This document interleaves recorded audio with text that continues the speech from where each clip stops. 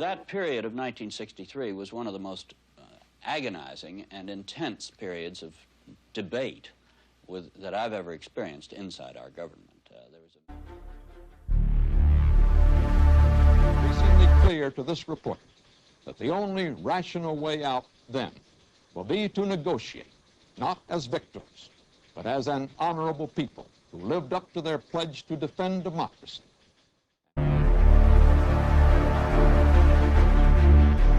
We have a gentleman with us. It's the gentleman upon whose farm we are, Mr. Max Yasgur. I don't know how to speak to 20 people at one time, let alone a crowd like this. But I think you people have proven something to the world. Not only to town of Bethel or Sullivan County or New York State, you've proven something to the world.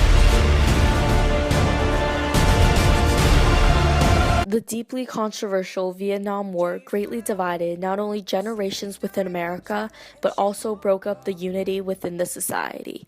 Many young Americans adapted an anti-war ideology and protested through singing and writing songs. The use of music for protest culminated in the iconic Woodstock Festival that occurred on August 15 to 17, 1969. At the festival, participants exchanged anti-war views and encountered peace, love, and rock and roll. The exchange of anti-war views in rock music led to the encounter of peace and unity that was essential. The exploration of counterculture led to a cultural revolution that contrasted the nation's divide and the violence of the war.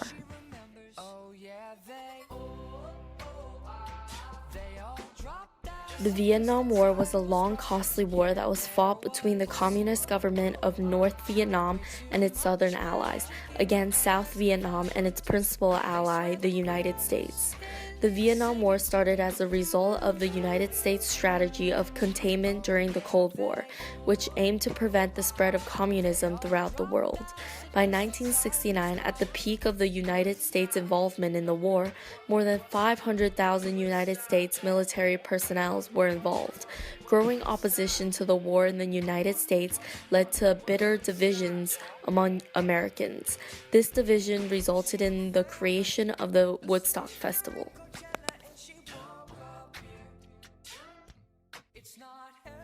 Conceived as 3 days of peace and music, Woodstock was a product of a partnership between John Roberts, Drew Rosenman, Artie Cornfield, and Michael Lang.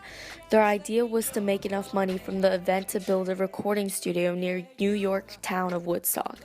When they couldn't find an appropriate venue in the town itself, the promoters decided to hold the festival on a 600-acre dairy farm in Bethel, New York, 50 miles from Woodstock, owned by Max Yasgur.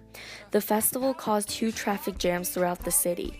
During the festival, the conditions were challenging. Not only did the facility have difficulty in dealing with the large crowds, but recent rains had caused muddy roads and fields. Since the promoters only expected 200,000 people, but 500,000 people showed up, they were not equipped to provide sanitation or first aid for everyone. Hundreds of thousands found themselves in a struggle against bad weather, food shortages, and poor sanitation. Against all odds, it was still a legendary 3 days.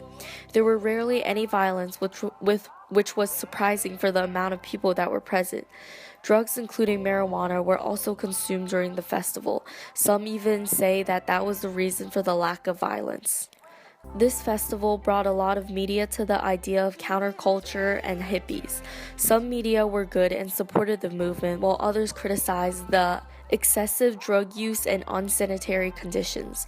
Despite the promoters' lack of experience, they were able to book 32 performers and groups, including the iconic performances by Joe Cocker, Country Joe and the Fish, and the renowned Jimi Hendrix. The whole festival cost well over $2 million. Regardless of the promoters' plans to make money, this event bankrupted them, but they later made money off the 1970 documentary Woodstock. This festival was not focused on money, but instead focused on the huge impact it made on history. It showed the world that many people supported anti-war views, and they were not alone. Woodstock also popularized the new form of protest through song, and unified people from all over America. It also changed the face of rock music and made it popular in the music industry.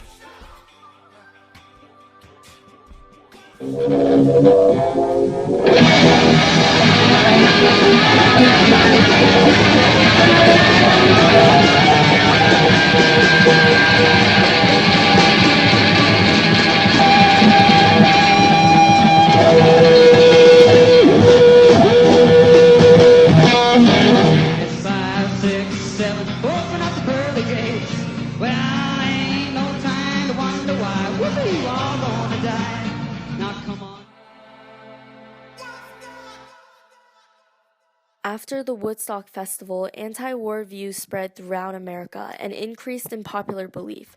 The divisive war, increasingly unpopular at home, ended with the President Nixon's withdrawal of the United States forces in 1973. Have concluded an agreement to end the war and bring peace with honor in Vietnam and in Southeast Asia. The counterculture movement began to disintegrate after Woodstock. Though many people still protested and mandated free love, there was a lack of urgency in their fight. It was as if Woodstock was the goal that hippies were fighting for. Woodstock was a spectacular event that united all the things that hippies believed in: peace, music, and harmonious living, and an abundance of drugs. Woodstock was the one place where hippies could come together and feel united. Because of the festival, many people proudly call themselves members of the Woodstock generation. Because Woodstock was a place where counterculture reached its peak and hippies finally had the chance to be part of a real society.